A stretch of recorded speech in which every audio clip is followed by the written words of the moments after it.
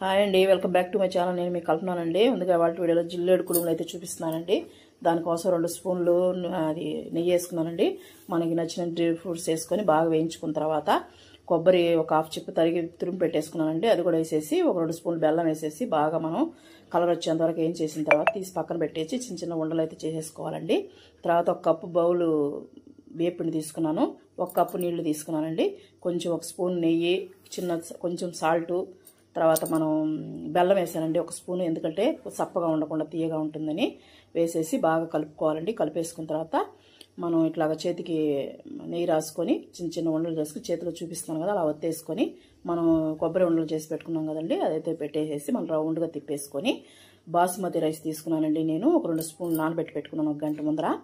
అవైతే తీసేసి బాగా చుట్టూ అద్దేసేసి మనం ఇడ్లీ పాత్రకి అయితే మనం నెయ్యి పూసి పెట్టేసుకున్నానండి ముందుగానే. దాంట్లో పెట్టేసేసుకోవాలండి. అన్నీ పెట్టేసుకొని ఒక ఇడ్లీ పాత్రలో పెట్టేసి నీళ్లు పోసేసేయాలి. 1.5 గ్లాస్ పోసేసి నీళ్లు తెలియని తర్వాత మనం ఇవి పెట్టేసామంటే ఒక 20 నిమిషాల్లో ఉడికిపోతుందండి. తీసి సర్వ్ చేసుకోవడమే. ఇంకా మీకు ఇది వివరంగా కావాలంటే డిస్క్రిప్షన్లో లింక్ ఇస్తాను, చూడండి.